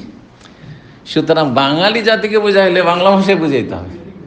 এটা হচ্ছে অনুবাদে আপনার কি পারদর্শিতা। এমন কথা বলবেন যে মানুষ হাসবে, দেখো দেখো যে মহিলাকে লুঙ্গি পরে বলছে, তাই না? এজার বলছেন, ঠিক আছে। এই জন্য বলছি, এজার মানে নিচের অংশ, শরীরের নিচের অংশ যা দিয়ে ঢাকে সেটার নাম এজার, সেটার নাম এজার। কারণ আজর মানে কোমর, যেই কাপড়টি কোমরে বাঁধা হয়, সেটা ফিতা দিয়ে হোক আর রাবার দিয়ে হোক আর আপনার লুঙ্গির মতো কষে হোক, যেমন মুড়িয়ে লুঙ্গি পরছেন আপনার, যেটা দিয়ে হোক না, যেটা কোমরে বাঁধা হয় যে কাপড়টি, সেটার নাম কি? এজার। তাহলে লুঙ্গিও এজার, পায়জামা এজার, প্যান্টও এজার, সব এজার। এগুলো এ অর্থে নিচের শরীর যা দিয়ে ঢাকছে, নিম্নভাগ শরীর অর্ধেক অংশ, তা হচ্ছে এজার। আর রেদা কোনটি? ওপর, শরীরের ওপর অংশ যেটা ঢাকছে সেটা হচ্ছে রেদা, কিন্তু শাব্দিক অর্থে রেদা মানে চাদর। কিন্তু আজকালকার জামানায় মানুষের কাছে পয়সা হয়েছে, চাদরটা এক্সট্রা জিনিস, কয়েকটা কাপড় আছে, গেঞ্জি আছে, পাঞ্জাবি আছে, আর তারপরে একটা শাল গায়ে দিয়ে আছে। কিন্তু এমন কোনো লোক যে শুধু চাদর, এটা গেঞ্জিও নেই, কিছুই নেই, শুধু একটা চাদর গায়ে দিয়ে। কিন্তু সাহাবায়ে কেরামদের আমলে এইভাবে ছিল। জি, যেমন এহরামের কাপড় পরেছেন, তখন কি করছেন? এজার আর রেদা, কিচ্ছু নেই শরীরে, নিচে একটা এজার আর উপরে একটা রেদা চাদর। যে এটি পোশাক ছিল সেই যুগের অধিকাংশ সাহাবায়ে কেরামদের পোশাক এরকম ছিল। তারপরে তাদের ইমান আমাদের চাইতে কত মজবুত ছিল। তাহলে মানুষের সুখ হলে যে ইমান মজবুত হবে, বরং আরো ফিতনার কারণ। আল্লাহ হেফাজত করুন, ইমান মজবুত করা তৌফিক দান করুন। একটি হচ্ছে ইজার মানে শরীরের নিচের ভাগ ঢাকার জন্য। দ্বিতীয় হচ্ছে খেমার। খেমার মানে, খেমার কাকে বলা হয়? ওড়না, মানে মাথার দিক থেকে আপনার এই বুক পর্যন্ত যেটা খেমার, ওড়না দিয়ে ঢাকা। তৃতীয় হচ্ছে কামিজ, মানে শরীরের জামা একটি, যেটা আপনার এই গলা থেকে শুরু করে, হ্যাঁ, আপনার হাঁটুর নিচ পর্যন্ত হবে। যেমন আপনার কি থাকছে কামিজগুলো, সালোয়ার কামিজ বলছেন, তো এই তো কামিজ দিয়ে থাকছে বা ফ্রক থাকছে। আর ও লিফাফা, তারা দুটো হচ্ছে আবরণ, দুটো হচ্ছে আবরণ। মহিলাদের ক্ষেত্রে আবরণ হচ্ছে দুটো, পুরুষের একটি আবরণ, লিফাফা, আর এখানে লিফাফা তাইন, তো লাফেমা, দুটোতে পেঁচিয়ে দেওয়া হবে। এই মতটি মালিকি, শাফি, হাম্বলি মযহাব। জি, দলিল হিসেবে তারা পেশ করেছেন আবু দাউদের হাদিস। দলিল শোনেন যে মহিলাদের 5টি কাপড় দিতে হবে, এর দলিল যেটি বলছিলাম জয়ীফ। আবু দাউদে রয়েছে 3117 নম্বর হাদিস। লাইলা বিনতে কানেফা সাকাফিয়া, সাকাফি গোত্রের লাইলা নামক এক মহিলা, তিনি বর্ণনা করছেন, কালা কুনতু ফিমান গাসসালা উম্মা কুলসুম, সাহাবী আছে, তিনি ছিলেন সাহাবী রাদিয়াল্লাহু তাআলা আনহা।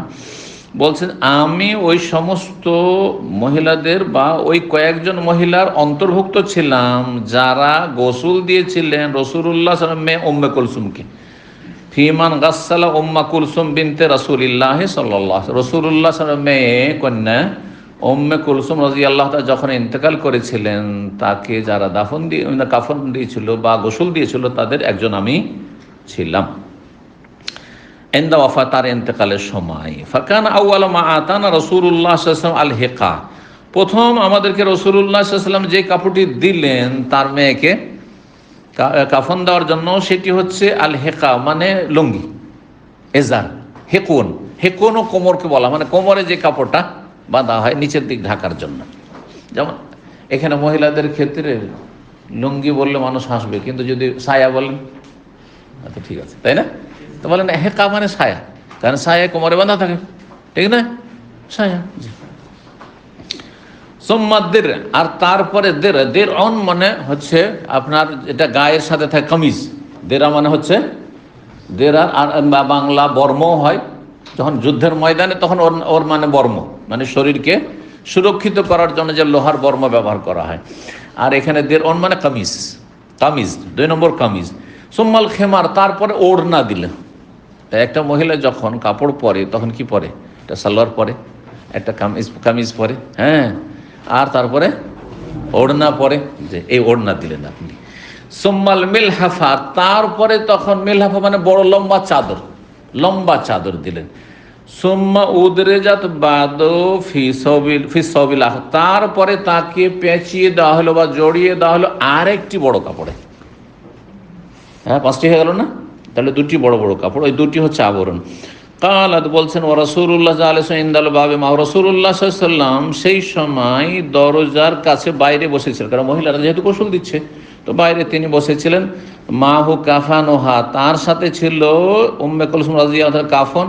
ইউনাওয়িলুনাহা সাওবান সাওবান, এক একটি করে কাপড় আমাদেরকে দিচ্ছিলেন, তিনি ধরিয়ে দিচ্ছেন যে এইটা দাও, এইটা দাও, এটা করো, এটা দাও, এইভাবে। প্রথম দিলেন সায়া, হেকা, আর তারপরে দিলেন কামিজ দিরা, তারপরে খেমার দিলেন, ওড়না দিলেন, তারপরে মিলহাফা মানে লম্বা চাদর দিলেন, আর তারপরে একটা বড় কাপড় যেটা দিয়ে জড়িয়ে দিতে বললেন। ইমাম আলবানী রাহমাল ইরওয়াউল গালিলের হাদিস নম্বর 723, সেখানে হাদিসটিকে জয়ী বলেছেন। আবু দাউদের হাদিসটি দুর্বল। যদি শক্তিশালী হইতো তাহলে তো আর কোনো আপত্তি থাকতো না, যে একবারে সুনিশ্চিত বলতাম যে 5টি কাপড় মহিলাদের কাফন দেওয়া সুন্নাত। কিন্তু সুন্নাত কিনা শেষ উক্তি ইবনে উসাইম রাহিমাহুল্লাহর বর্ণনা করব, তাতে স্পষ্ট আমি যে কথা বললাম সেইভাবেই বলেছেন তিনি। যদি হাদিস সহিহ হয় তাহলে একেবারে চোখ বন্ধ করে মানুষ, কিন্তু যদি হাদিস সহিহ না হয় তাহলে নিশ্চিত সুন্নাত বলা যাবে না। তবে করলে ভালো। অধিকাংশ ওলামারা যখন বলেছেন যে 5টি কাপড় দিলে ভালো, যত পর্দা কমে তত ভালো। এই হাদিসের একটি সমর্থক হাদিস রয়েছে, ওয়াহাজাল হাদিস লাহু শাহিদুন রাওয়াহুল জাওজাকি আন উম্মে আতিয়া রাদিয়াল্লাহু তাআলা আনহা। নবী আমলে মহিলাদের গোসলে থাকতেন, তিনি প্রধান ছিলেন, মহিলাদের প্রধান গোসল দেওয়ার ক্ষেত্রে। এই জন্য যতগুলি হাদিস মহিলাদের জানাজা সংক্রান্ত উম্মে আতিয়া, এমনকি ঈদগাহে যাওয়ার ব্যাপারে উম্মে আতিয়া রাদিয়াল্লাহু হাদিস রয়েছে, যে যুবতীদেরকে নিয়ে যাও, এমনকি ঋতুবতীকে নিয়ে যাও, আর যেন ঈদগাহের এক কিনারায় তারা গিয়ে বসে থাকে, আর খুতবাতে শরিক হয়, মানে খুতবা শুনে দিনের কথা শুনবে, দোয়াতে শরিক হবে, সালাত না পড়লেও। ওই হাদিস উম্মে আতিয়া রাদিয়াল্লাহু তাআলা বর্ণিত হাদিস। উম্মে আতিয়া রাদিয়াল্লাহু তাআলা আনহা থেকে বর্ণনা এই হাদিসটি ইমাম জাওজাকি বলছেন, তাতে ফাকাফান্নাহা, আমরা কাফন দিয়েছিলাম তাকে, ফি খামসাতে আসন 5টি কাপড়ে। ও খাম্মারনাহা কামা ইউখাম্মারহা, তাকে ওড়না পরিয়েছিলাম যেমন জীবিত কাউকে ওড়না পরানো হয়, খেমার পরানো হয়। হাদিস সম্পর্কে ইমাম হাফেজ ইবনে হাজার রাহিমাহুল্লাহ বলছেন ইসনাদুহু সহিহ। এই রিওয়ায়াত, এই বর্ণনা সনদটি হচ্ছে সহিহ বিশুদ্ধ। ফতুল বারী 3য় খণ্ড 159 পৃষ্ঠা। তাহলে কি বোঝা গেল যে 5টি কাপড় হচ্ছে মুস্তাহাব। এই মর্মে 2টি হাদিস, একটি জয়ীফ আর আরেকটি সম্পর্কে ইমাম হাফিজ হাজার বলেছেন যে সনদ সহিহ। জি, এখন যারা পৃথিবীর কোরআন সুন্নাহ বড় ওলামা, তাদের যদি একটি ফতোয়া শোনেন, শাইখ ইবনে বাজ রাহিমাহুল্লাহ 20 শতাব্দীর 3জন বিশ্বের সবচেয়ে বড় আলেম ইমামের অন্যতম তিনি। তাকে জিজ্ঞাসা করা হয় এই মর্মে, কাইফা ইউকাফানুর রাজুল ওয়া কাইফা তুকাফানুল মারআতু, পুরুষকে কেমন করে কাফন দিতে হয়, মহিলা কেমন কাফন দিতে হয়। তখন তিনি বলছেন, আল আফদাল ইউকাফান রাজুল ফি সালাসাতি আসওয়াবিন বিযিন লাইসা ফিহা কামিসুন ওয়ালা ইমামা, উত্তম হচ্ছে যে পুরুষকে 3টি কাপড়ে কাফন দিতে হবে। সাদা কাপড় হওয়া হচ্ছে উত্তম, সাদা ওয়াজিব নয়, কিন্তু সাদা হচ্ছে উত্তম মুস্তাহাব। লাইসা ফিহা কামিজ, তাতে কামিজ যেন না থাকে আর পাগড়িও না থাকে। তাহলে কামিজ দেওয়া সুন্নত নাই, কামিজ দেওয়া জায়েজ হইতে পারে কিন্তু মুস্তাহাব নয়। হাযা হুয়াল আফজাল, এটি হচ্ছে উত্তম। বড় বড় লম্বা লম্বা তিনটি কাপড় থাকবে। ওয়াল মারআতু তুকাফানু ফি খামসাতি কিতাইন, আর মহিলাকে কাফন দিতে হয় 5টি টুকরা কাপড়ে, 5 টুকরো কাপড়ে, মানে 5টি কাপড়ে। একটি হচ্ছে এজার সায়া ওয়া কামিজ, একটি কামিজ, আরেকটি খেমার ওয়া লিফাফাতান, আর দুটি হচ্ছে আবরণ। ওয়াইন কুফিনাল মাইয়াতু ফি লিফাফাতিন ওয়াহিদাতিন সাতিরাতিন জাযা, কিন্তু যে কোনো মাইয়াতকে যদি একটি এমন লম্বা কাপড় যাতে গোটা শরীরটাই ঢেকে যাচ্ছে, আর কোনো কিছুই খোলা থাকছে না, প্রকাশ পাচ্ছে না, তাহলে জাযা জায়েজ, তার সর্বনিম্ন এটা জায়েজ কাজ করলেন আপনি। সাওয়ান কানা রাজুলান আও ইমরাতুন, পুরুষ হোক আর নারী হোক। ওয়াল আমরু ফি যালিকা ওয়াসি, এই ক্ষেত্রে শরীয়তে প্রশস্ততা রয়েছে, এমন সংকীর্ণতা নেই যে 5টি খুঁজে নিস। অভাব আছে, 5টি কাপড় জুটাইতে পারছে না বেচার, ঋণ করে হোক যেখান থেকে 5টি নিয়ে এসো, নাহলে কাপড় দেবে কোথেকে নিয়ে আসবে। 3টি আছে 3টি, 2টি আছে 2টি, অসুবিধা নেই। পুরুষের 3টি জুটে না, 2টি আছে 2টি, 1টি আছে 1টি দিয়ে দেন, যা আছে লব্ধ। এখানে বসে বুঝতে পারছেন না, আল্লাহর নেমতে শুকরিয়া আদায় করুন। আজকে ফিলিস্তিনে গাজাতে যে জুলম অত্যাচার হচ্ছে, আর প্রতিদিন হাজার হাজার যে মারা যাচ্ছে, আল্লাহ যেন তাদের শাহাদাত কবুল করে। চিন্তা করুন তো দেখি, এত কাফন কোথা থেকে ব্যবস্থা করা যায়? কাফন চাইছি, আমাদেরকে কাফন দাও, কিছু চাই না, শুধু কাফন চাইছি। হে মুসলিম জাতি, তোমরা তো কিছু দিতে পারলেন না, তো কাফন দাও আমাদের। আল্লাহু আকবার, আল্লাহ তাদের সাহায্য করুন, আল্লাহ হেফাজত করুন মুসলমানদের, মুসলিমদেরকে ইসলামের দিকে ফিরে আসার তৌফিক দান করুন। মজমুয়া ফাতোয়া ইবনে বাজ রাহিমাহুল্লাহ, তিনি তো 13 খণ্ড, মানে 13 খণ্ড, 13 খণ্ড 127 পৃষ্ঠায় এই ফতোয়াটি তিনি বলেছেন। লাজনা দায়মা, মানে ফতোয়ার যে স্থায়ী কমিটি সৌদি আরবে রয়েছে, তাদের এই কিতাবগুলি কিন্তু কিতাবের আকারে ছেপেছে, এই ফতোয়াগুলি কিতাবের আকারে ছেপেছে। 3য় খণ্ড 363 পৃষ্ঠায় রয়েছে। ওয়াল মারআতু ইউবদাউ তাকফিনুহা বিল ইজার, মহিলাদের কাফন শুরু হবে এজার মানে সায়া দিয়ে, প্রথম নিচের অংশ ঢাকবে। আলাল আওরাত ওয়া মা হাওলাহা, লজ্জা স্থান যেন পুরো আবৃত হয়, হ্যাঁ নিচের অংশ। সুম্মা কামিসুন, তারপরে জামা, আলাল জাসাদ, ওপর শরীর ওপর ভাগে। সুম্মাল কেনা আলার রাস, তারপরে মাথা ঢাকার জন্য ওড়না, কেনা মানে হচ্ছে ওড়না। ওয়া মা হাওলাহু, আর চারপাশে মানে বক্ষ পর্যন্ত যেমন ওড়না হয়। সুম্মা তুলাফু বিল লিফাফাতাইন, তারপরে 2টো আবরণ দিয়ে পেঁচিয়ে দেওয়া হবে। এতে ফতোয়া দান করেছেন শেখ ইবনে বাজ রাহিমাহুল্লাহ, শেখ আব্দুর রাজ্জাক আফিফি, শেখ আব্দুল্লাহ গোদাইয়া, শেখ আব্দুল্লাহ কৌদ। কারণ লাজনা দায়েমে একজন ফতোয়া দিতেন না, কমপক্ষে 5 জন ফতোয়া দিতেন। জি, 4 জন 5 জন ফতোয়া দিতেন। শেখ মুরাসিম রাহিমাহুল্লাহ তিনি বলছেন এই মর্মে, তার সম্পর্কে শোনেন কি, মানে এই সম্পর্কে কি বলছেন তিনি। ওয়াকাদ জা ফি যালিকা ফিল মারআতি খামসাতু আসহাবিন হাদিসুন মারফু, মহিলা মাইয়াতের কাফনের ক্ষেত্রে 5টি কাপড় দিতে হবে, একটি হাদিস এসেছে মরফু, মানে নবী সাল্লাল্লাহু আলাইহি ওয়াসাল্লাম থেকে, যে নবী সাল্লাল্লাহু বলছেন তুমি এই করো এই করো এই করো, আর করে দিচ্ছেন, যে হাদিসটি আবু দাউদের হাদিস বললাম। ইল্লা আন্না ফি ইসনাদিহি নাজরান, তবে তার সনদে আপত্তি আছে, মানে দুর্বলতা আছে। লিআন্না ফি, কেন? লিআন্না ফিহি রাউয়ান মাজহুলা, তাতে একজন অজ্ঞাত পরিচয় বর্ণনাকারী রয়েছে, জি, তার পরিচয় জানা যায় না, সুতরাং সে দুর্বল, তার অবস্থা কি। ওয়ালিহাযা ক্বালা বাযুল উলামা, এই জন্য কিছু উলামারা বলেছে ইন্নাল মারআতা তুকাফানু ফিমা ইউকাফানু বিহি রাজুল, মহিলাকে পুরুষের মতোই কাফন দিতে হবে। হাদিস আছে নবী সাল্লাল্লাহু আলাইহি সাল্লামের কাফন কয়টি? 3টি। নবী সাল্লাল্লাহু আলাইহি সাল্লামের কাফন 3টি, সুতরাং নবীর উম্মত পুরুষ ও নবীর উম্মত মহিলাও, এইটা হচ্ছে তাদের যুক্তি। এই মতটি এদিক থেকে শক্তিশালী যে যে আমাদের কাছে প্রমাণিত নবী সাল্লাল্লাহু আলাইহি সাল্লামকে 3টি কাপড় দেওয়া হয়েছে, আর নবীর বিবিগণকে 5টি দেওয়া হয়েছে। আমাদের কাছে কোনো প্রমাণ পাওয়া যায় না। যেটা বলছেন এক মেয়ের কথা, উম্মে কুলসুম, সেই হাদিস হচ্ছে জয়ীফ, সুতরাং আমাদের কাছে বিষয়টি সাব্যস্ত হচ্ছে না। জি, তো বলছেন যে এই জন্য কিছু উলামারা বলেছেন যে মহিলাকে কাফন পুরুষদের মতোই দিতে হবে। এই ফি সালাসাত আসম, 3টি কাপড়, ইউলাফু বাযুম আলা বায, আর লম্বা লম্বা 3টি কাপড় হবে, একটি কাপড় আরেকটির উপরে জড়িয়ে দিবেন শুধু। এই নয় নিচের দিকে একটা, উপর দিকে একটা, একটা না কামিজ আর একটা নাম এজার আর খেমার না, ওইরকম নাই, এ কথা বলেছে। তারপরে তিনি তার বক্তব্য পেশ করছেন, হাযাল কাউলু ইযা লাম ইয়াসিহাল হাদিস হুয়াল আসাহ, হাদিস যদি সহিহ না হয় তো এই মতটি কিন্তু বেশি বিশুদ্ধ মত, সহিহ মত। হাদিস যদি দুর্বল হয়, তাহলে 5টি কাপড়ের হাদিস, তাহলে আপনি কি করে 5টি বলবেন? আপনি নিশ্চিত? তাহলে বেশি সহিহ মত হচ্ছে যে মহিলার কাফন হচ্ছে পুরুষদের মতো, সর্বনিম্ন ফরজ একটি, আর উত্তম হচ্ছে 3টি পুরুষের 3টি মহিলার। তো 3টি যদি মহিলার হয় তাহলে লম্বা লম্বা 3টি একই রকম কাপড় হবে। আর এই ক্ষেত্রে খেমার টেমার হবে না, একটার নাম কামিজ আর একটা এজার, একটা খেমার আর 2টি লেফাফা, ওইসব তফসিল বা বিস্তারিত কোনো কিছু আসবে না, যেহেতু এই মর্মে সহি হাদিস নেই। তো বলছেন যদি হাদিস সহি না হয় তো এই মতটি বেশি সহি। কেন?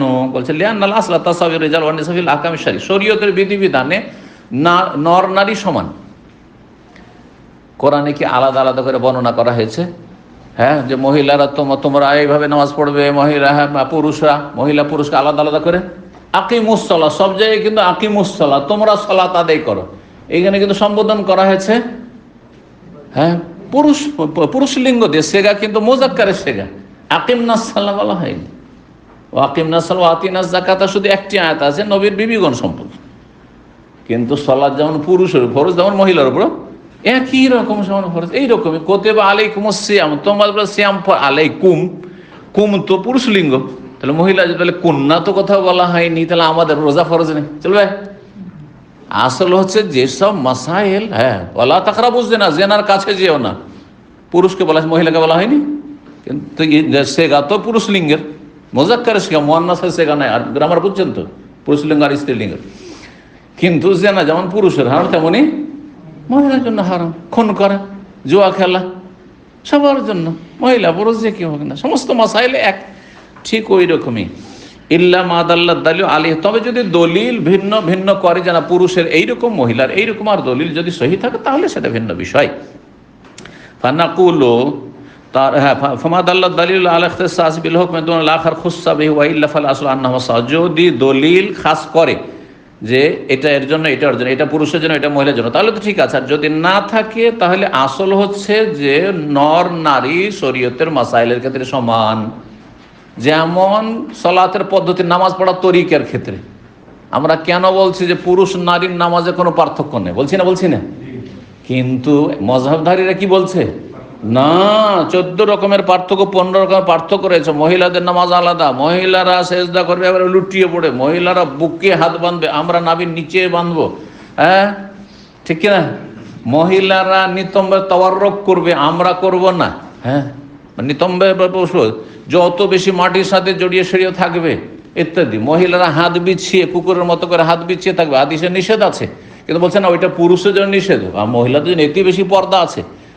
যুক্তিতে মুক্তি খুঁজেছে মযহাবধারীরা, কথা বুঝতে পেরেছেন? কিন্তু হাদিসে তো নেই। হাদিস সাল্লু কামার আয়তুমুনি ও সাল্লি, নর হোক আর নারী হোক, তোমরা আমাকে যেমন নামাজ পড়তে দেখলে ওইরকম নামাজ পড়ো। এটা শুধু পুরুষদেরকে বলেছেন, নবী সাল্লাল্লাহু আলাইহি ওয়াসাল্লাম মহিলাদেরকে বলেননি। আপনারা শুধু পুরুষরা উম্মত নবীর আর মহিলারা উম্মত না?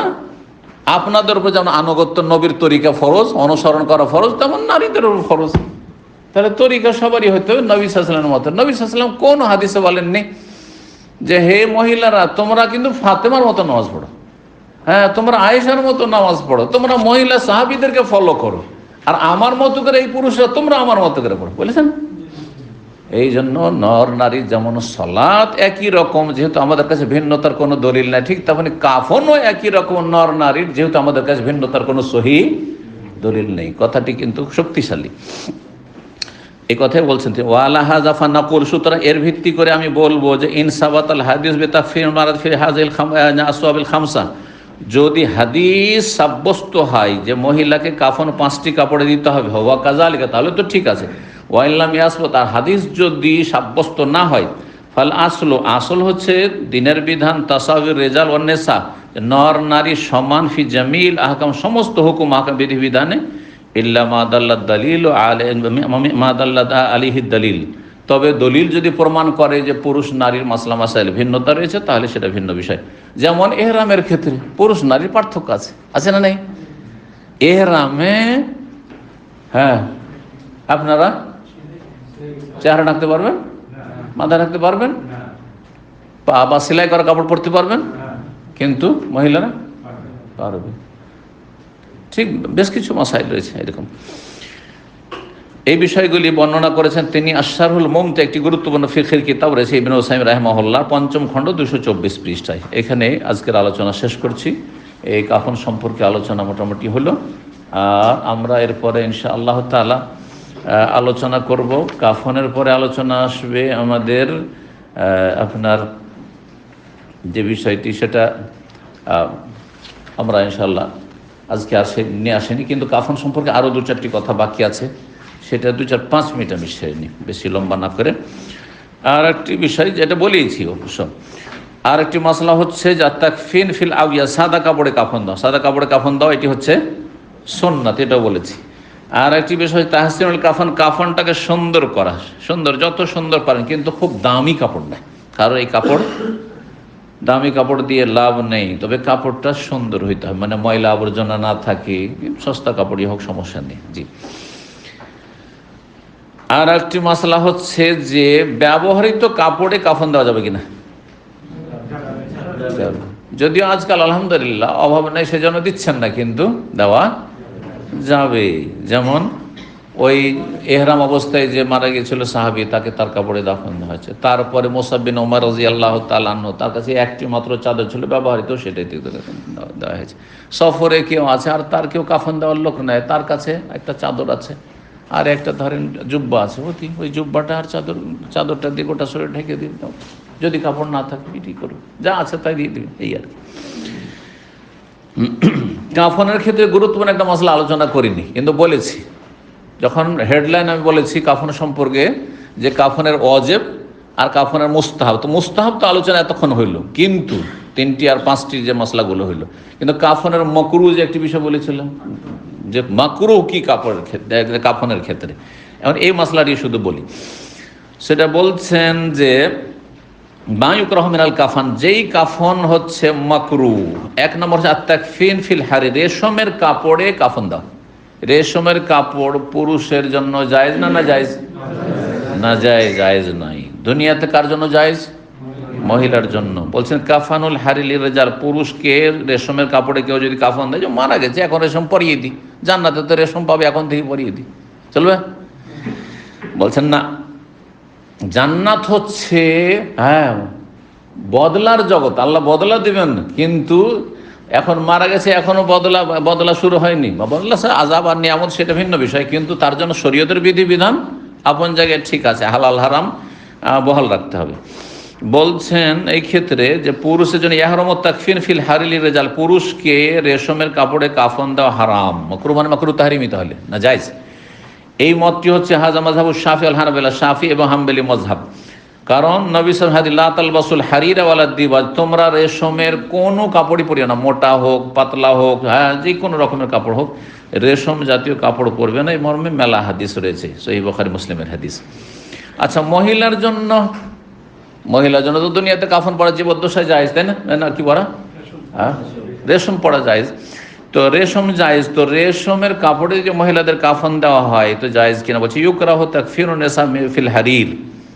কোথায় ইখতিলাফ রয়েছে, 2টো মত রয়েছে এই ক্ষেত্রে, যে মহিলাদেরকে রেশমের কাপড়ে কাফন দেওয়া যাবে কিনা। একটি মত হচ্ছে যে মহিলাদের রেশমের কাপড়ে কাফন দেওয়া হচ্ছে মাকরুহ, অপছন্দনীয়, হাজা মাযহাবুল মালিকি ওয়া শাফিঈ ওয়া রিওয়ায়াত আহমদ, এটি হচ্ছে মালিকি শাফি মযহাব।